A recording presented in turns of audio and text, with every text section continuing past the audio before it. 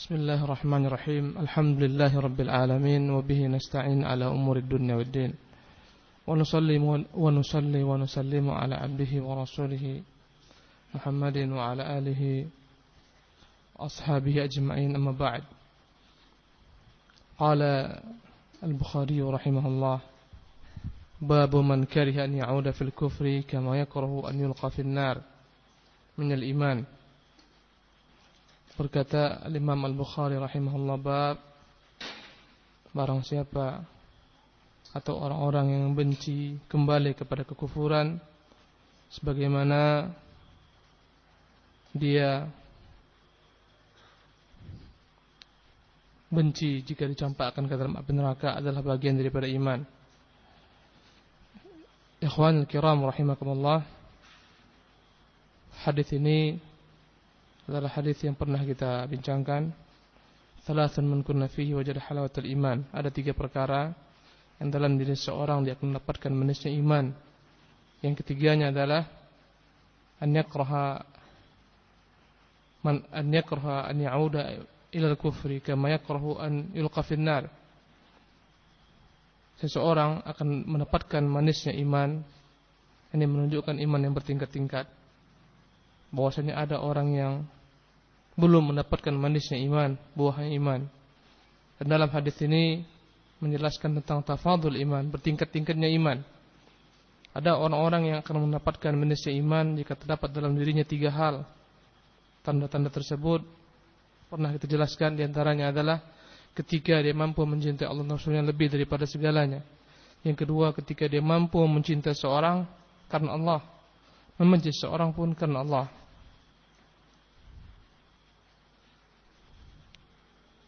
Yang ketiga adalah ketika dia begitu membencinya kekufuran sebagaimana dia benci jika dicampakkan ke dalam api neraka. Adapun kaitan bab ini dengan bab kitabul iman adalah bahwasanya bagian daripada iman adalah amalan hati, amal qulub. Membenci adalah bagian daripada amalan hati. Membenci kekufuran itu bagian daripada iman. Bahkan tidak ada iman seorang yang tidak membenci kekufuran. Maka ini menunjukkan sahnya mazhab Ahlussunnah wal Jamaah bahwa al-imanu qaulun wa i'tiqadun wa amal. Iman adalah ucapan, i'tikad dan amal. Dan membenci adalah bagian daripada amalan hati. Dan itu bagian daripada iman. Maka yang tidak benci kepada kekufuran tidak ada dalam dirinya keimanan sama sekali. Maka syarat la ilaha illallah adalah la ilaha illallah. Pertama, nafyul alihah, menafikan Tuhan-Tuhan selain Allah Subhanahu wa taala. Konsekuensinya adalah membenci Tuhan-Tuhan dari selain Allah Subhanahu wa taala. Membenci orang-orang yang menghambakan dirinya kepada selain Allah Subhanahu wa taala. Konsekuensinya adalah membenci kekufuran dan ahlu kufri. Membenci kesyirikan dan ahlu syirki.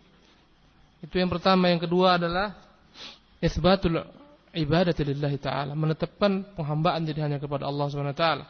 Tidak akan sempurna tauhid tanpa mengingkari kekufuran dan kesyirikan.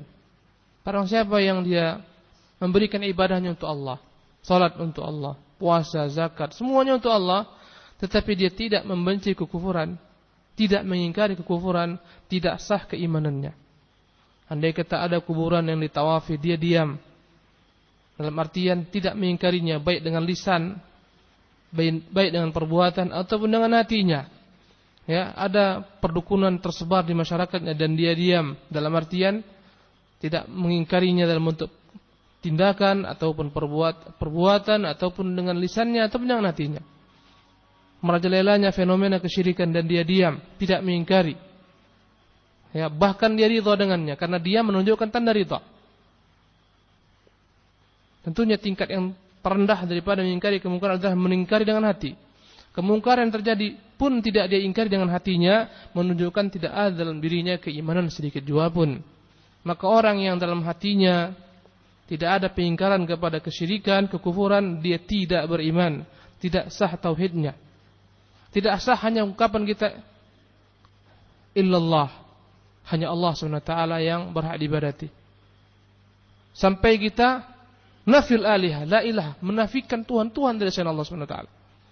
Dan konsekuensinya membenci kekufuran. Maka ikhwan rahimakumullah, yang kita ingin ambil di sini bahwasanya membenci kekufuran adalah bagian daripada iman. Dan membenci adalah amalan hati, dan ini menunjukkan sahnya mazhab Ahlussunnah bahwasanya di antara bentuk amalan adalah amalan hati, i'tiqad. Kita harus meyakini tentang kekufuran itu kufur. Kita harus membenci kekufuran itu kufur, membenci pelakunya, berlepas diri padanya, dan seterusnya. Tidak sah keimanan seorang muslim sampai dia mampu berlepas diri pada segala macam bentuk kekufuran. Sebagaimana Ibrahim alaihi salatu wassalam berkata kepada kaumnya, inni bura'a'u minkum wa mimma ta'buduna min dunillah. Sesungguhnya aku berlepas diri pada kalian dan daripada apapun yang kalian sembah kecuali Allah Subhanahu wa taala. Kama yakrahu an yulqa fin nar, sebagaimana dia itu benci jika dicampakkan ke dalam api neraka. Wa'iyadzan billah. Dia khawatir kembali kepada kekufuran. Dia khawatir dikembalikan Allah SWT kepada kekufuran, dicampakkan ke neraka setelah Allah SWT berikan kepadanya iman. Naam. Kemudian berkata Imam Bukhari rahimahullah, bab tafadhuli ahli iman fil amal. Bab tafadhul, bertingkat-tingkatnya ahli iman fil amal, orang-orang beriman di dalam amalan mereka. Imam Bukhari menyebutkan dalam sahihnya bahwasanya kelak akan dikeluarkan dari dalam neraka seseorang yang dalam hatinya ada sebesar biji zarah daripada keimanan. Subhanallah. Dikeluarkan dari dalam neraka orang yang dalam hatinya terdapat sebesar biji zarah daripada keimanan. Kemudian disuruh mandi dalam sungai kehidupan namanya Nahrul Hayat. Maka tumbuhlah kembali daging-dagingnya sebagaimana biasanya. Sebagaimana tumbuhnya jamur ketika banjir datang. Dan hadis ini menunjukkan bahwasanya iman itu bertingkat-tingkat. Ada orang yang imannya sebesar biji zarrah dan Allah selamatkan dia dengannya, dan ini menunjukkan keutamaan iman. Orang yang dalam hatinya ada iman walaupun sebesar biji zarrah, Allah akan selamatkan dia dengannya. Kalaupun dibakar, maka tidak kekal dalam neraka selama-lamanya. Ini menunjukkan keutamaan iman, bahwasanya iman akan menyelamatkan pemiliknya daripada api neraka selama-lamanya. Bahkan jika Allah SWT berkehendak, Allah akan mengampuni ahli iman yang berbuat kemaksiatan, berbuat dosa-dosa besar. Sebagaimana Allah mengatakan, innallaha la yaghfiru an yushraka bihi wa yaghfiru ma duna dzalika liman yasha. Sesungguhnya Allah tidak akan mengampuni orang-orang yang menyekutukan dirinya dan akan mengampunkan selain itu kepada siapa-siapa yang dikehendaki. Maka dosa-dosa besar masuk ke dalam ungkapan selain itu. Jika Allah berkehendak, dengan imannya Allah ampunkan dosa-dosa besarnya, sebagaimana dalam haditsul bitaqah. Hari kiamat akan datangkan seorang, Allah Subhanahu wa taala yadha'u kanafahu, Allah sidang dia. Allah bentangkan kepadanya, ini catatan amalanmu.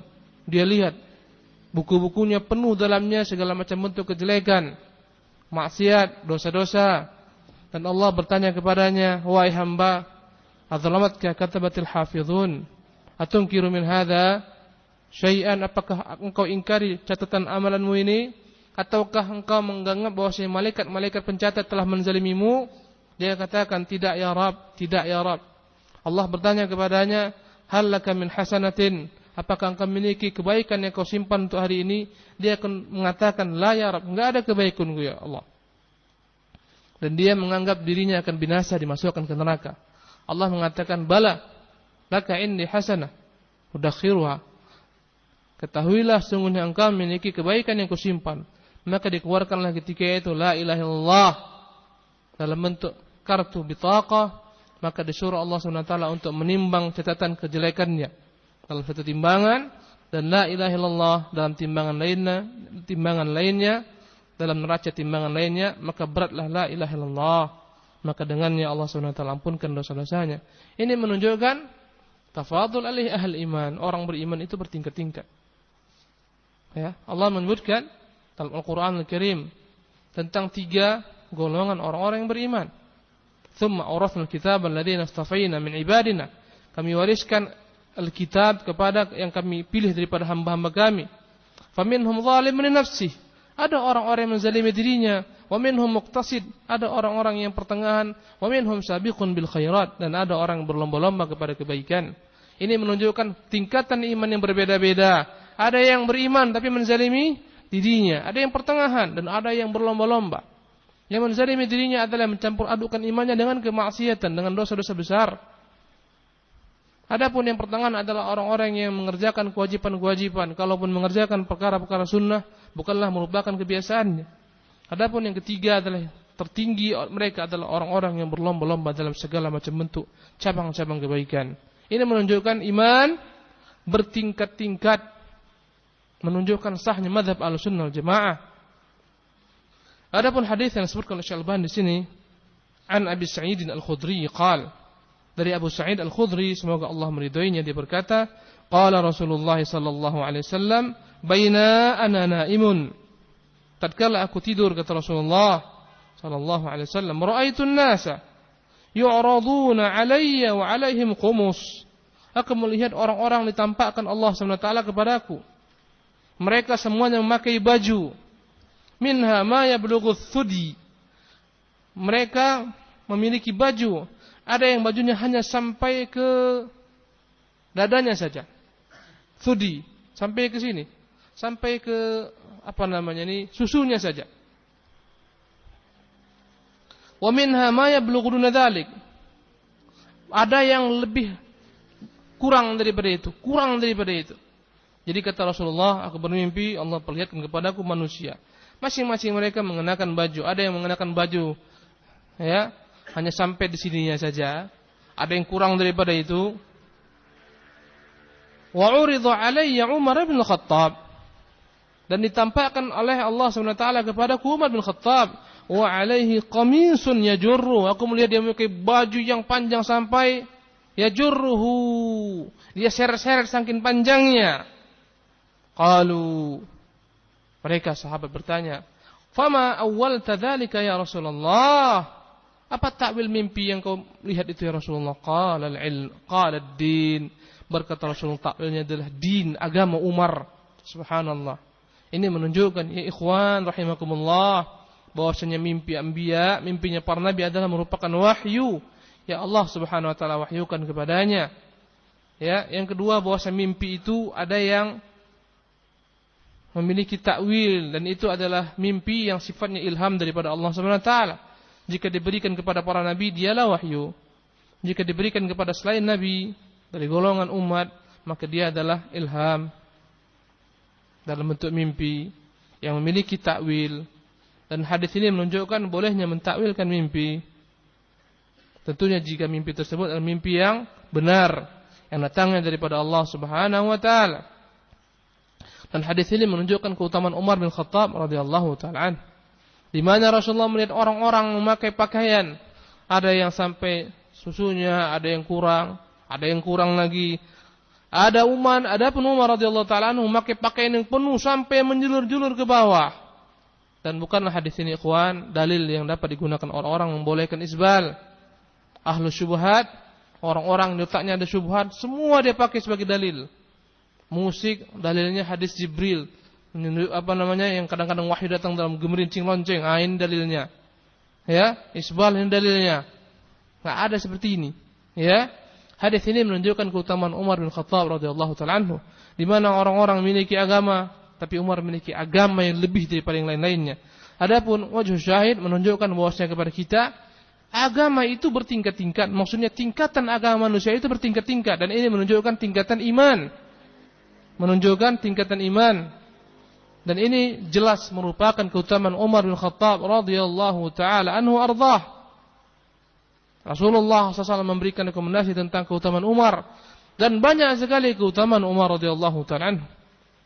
Kata Rasulullah SAW, andai kata ada yang layak menjadi nabi setelahku, maka dialah Umar. Subhanallah. Umar mulham, selalu Allah beri ilham. Bahkan ada beberapa tempat dalam Al-Quran Al-Karim turun itu setelah musyawarah Umar. Banyak. Ya. Umar senantiasa Allah beri ilham dan Allah beri taufik. Begitu cerdasnya Umar.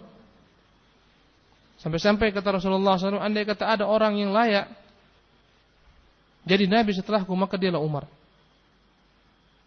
Ada beberapa tempat dalam Al-Quran Al-Karim turun ayat gara-gara Umar radhiyallahu ta'ala sesuai dengan apa yang Umar inginkan. Banyak. Ya.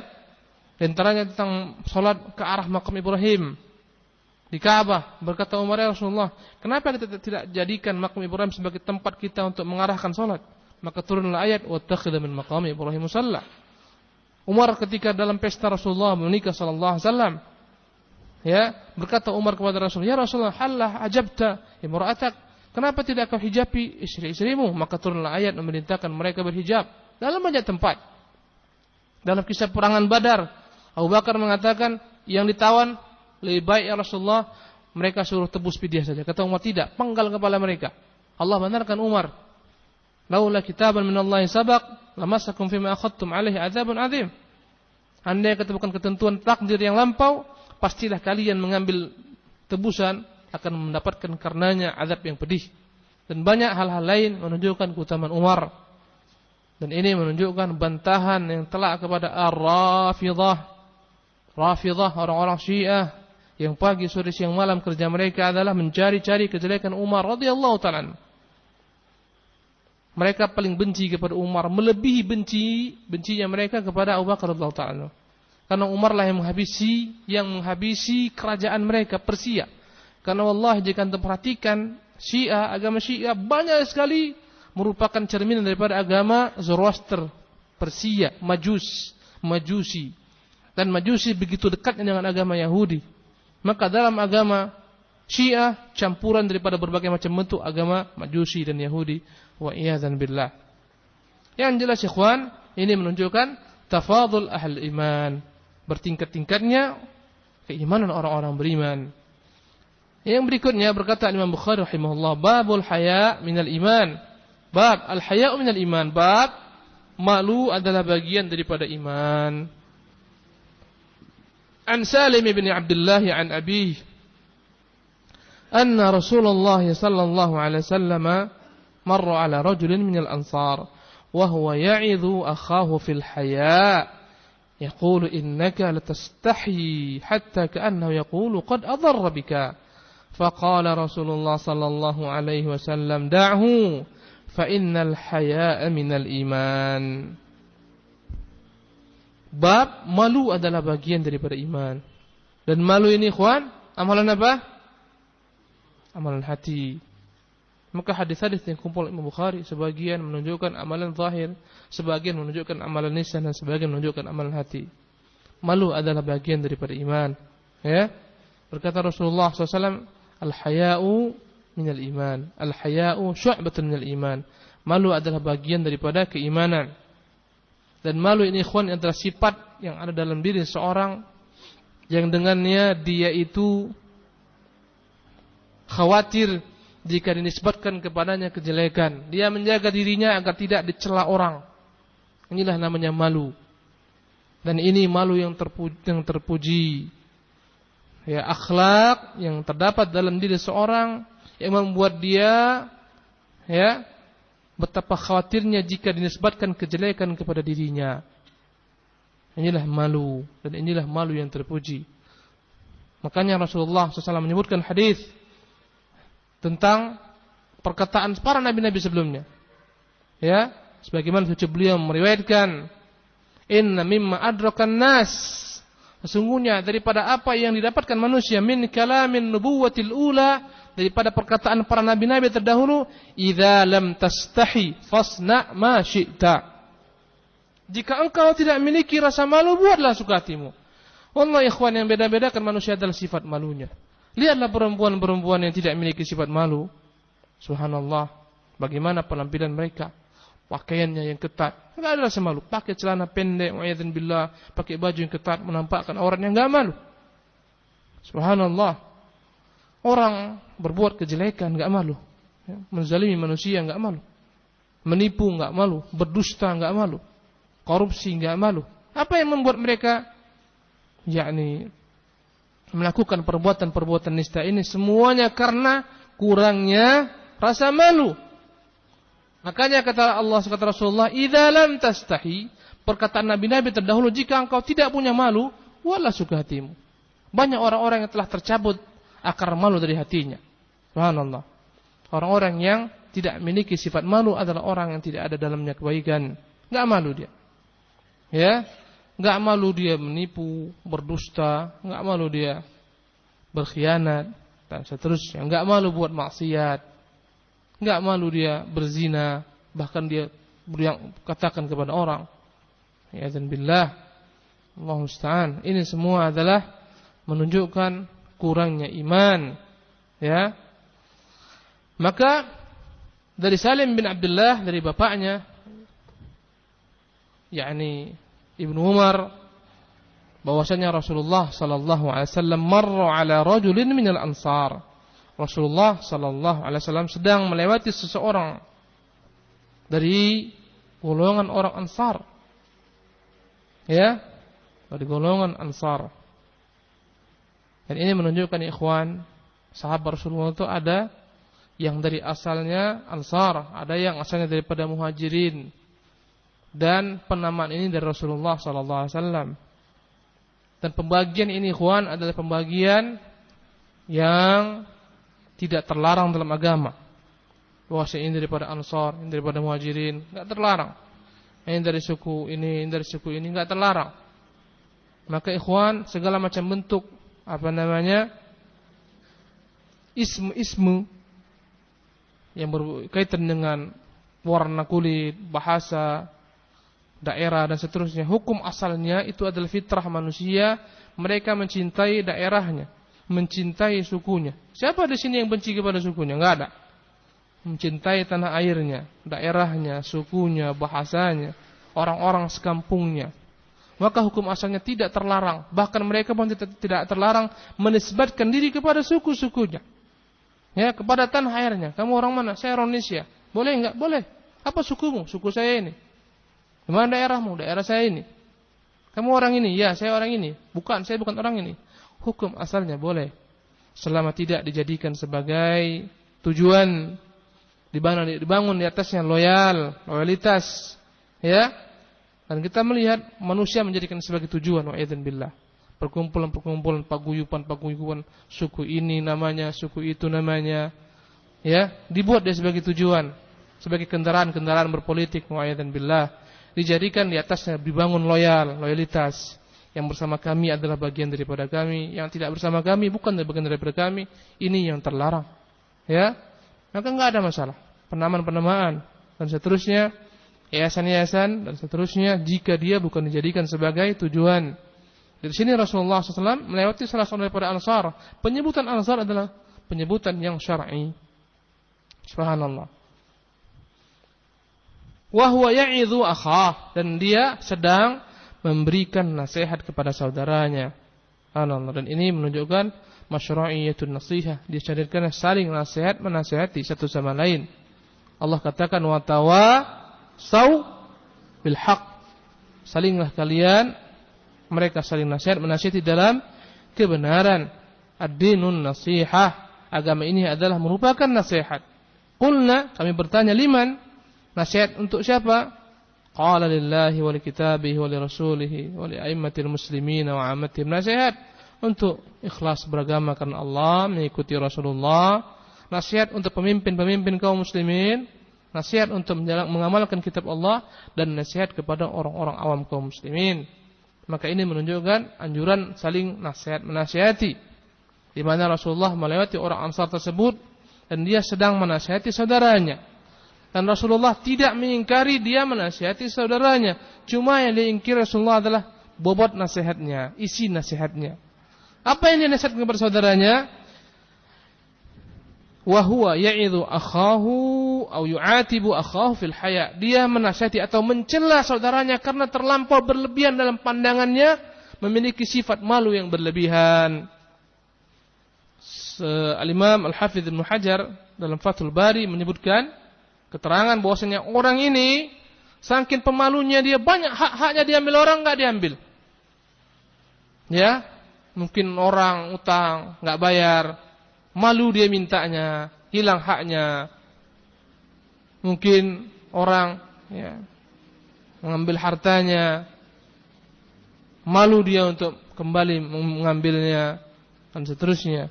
Mungkin hak-haknya banyak diabaikan manusia. dia malu meminta haknya karena malu. Ya, maka saudaranya ini mencela sahabatnya, engkau ini pemalu kali, engkau ini begini. Yaqulu innaka la tastahi, engkau ini parah kali sifat malumu. Hatta ka'annahu yaqul qad adarra bika. Sampai kata perawi hadis ini Abdullah bin Umar, sampai seolah-olah dia mengatakan sifatmu ini membahayakan dirimu. Ya. Maka ketika Rasulullah mendengar dia terus-menerus menasihati saudaranya tentang sifat malu ini, faqala Rasulullah sallallahu alaihi wasallam, maka Rasulullah pun menjawab, da'hu fa innal haya'a minal iman. Biarkan dia dengan sifat malunya. Sesungguhnya malu itu bagian daripada iman. Ya. Inilah malu yang disyariatkan. Bahkan terkadang ikhwan, andai kata perkara-perkara dunia membuat kita pecah belah hati dan seterusnya, maka lebih baik kita mengalah malu kita. Ya. Memperebutkan perkara-perkara berkaitan dengan dunia dan seterusnya. Ngalah lebih baik.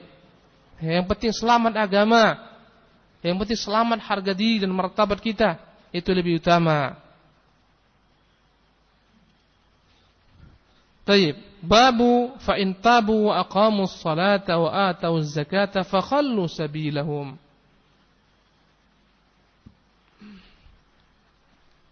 Bab berkata Imam Bukhari rahimahullah taala, bab firman Allah Subhanahu wa taala, fa in tabu, jika mereka bertaubat, wa aqamus salata, dan mereka menegakkan salat, wa atawuz zakata, mereka menunaikan zakat, fa khallu sabilahum, biarkan mereka, tinggalkan mereka, jangan perangi mereka.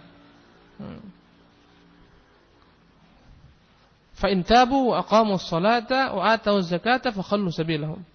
Dalam ayat lainnya, fa in tabu wa aqamus salata fa ikhwanukum fid din. Kaifa syekh? Hakadha nazal. Fa in tabu wa aqamus salata fa khallu sabilahum wa atawuz zakata fa khallu sabilahum. Wa fi ayatin ukhra, fa in tabu wa aqamus salata wa atawuz zakata fa ikhwanukum fid din. Andai kata mereka taubat, mereka menegakkan salat, mereka menunaikan zakat, mereka saudara-saudara kalian satu agama. Subhanallah. Ikhwani al-kiram rahimakumullah. Adapun ayat yang diucapkan oleh Allah Subhanahu wa taala ini dikaitkan dengan bab iman, bahwasanya bagian daripada iman amalan-amalan jawarih. Perbuatan-perbuatan anggota tubuh seperti salat, menunaikan zakat dan seterusnya. Ya. An Ibnu Umar anna Rasulullah sallallahu alaihi wasallam qala, dari Ibnu Umar, semoga Allah meridhoinya, bahwasanya Rasulullah bersabda, umirtu an uqatilan nas, aku diperintahkan untuk memerangi manusia hatta yashhadu an la ilaha illallah, sampai mereka bersaksi bahwasanya tidak ada ilah yang hak diibadati kecuali Allah, wa anna Muhammadan Rasulullah, sampai mereka bersaksi Muhammad adalah utusan Allah, wa yuqimus salata, sampai mereka menegakkan salat, wa yu'tuz zakata, dan mereka menunaikan zakat, fa idza fa'alu dzalika 'asamu minni dima'ahum wa amwalahum, andai kata mereka melakukan perbuatan tersebut, maka mereka telah menjaga dariku darah-darah mereka dan harta-harta mereka illa bihaqqil Islam, kecuali dengan hak Islam, wa hisabuhum 'ala Allah, adapun perhitungan mereka diserahkan kepada Allah Subhanahu wa taala. Ya ikhwani rahimakumullah, hadis yang mulia ini tentunya menunjukkan kepada kita di antara bagian daripada iman adalah amalan al-jawarih. Dia merupakan tanda-tanda keimanan. Bersyahadat la ilaha illallah Muhammad Rasulullah, menegakkan salat, menunaikan zakat. Ya. Andai kata mereka kerjakan ini, berarti mereka beriman. Jangan disentuh, jangan diperangi. Ya. Jangan diambil harta mereka, jangan mereka ditumpahkan darah mereka, karena itu mereka orang beriman. Ini menunjukkan perbuatan-perbuatan ini merupakan tanda-tanda keimanan. Andai kata tidak mereka kerjakan ini, mereka tidak menyekalkan syahadat, ya, mereka tidak menegakkan salat, mereka tidak membayar zakat, perangi mereka. Ini menunjukkan mereka tidak beriman. Maka amalan-amalan ini adalah amalan jawarih. Semuanya bagian daripada iman yang dipahami oleh ahlu sunnah wal jamaah.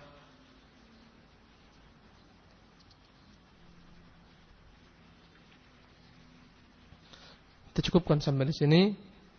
Insyaallah kita akan lanjutkan di kesempatan-kesempatan yang lain. Aqulu qouli hadza wa astaghfirullah li wa lakum wa atubu ilaih.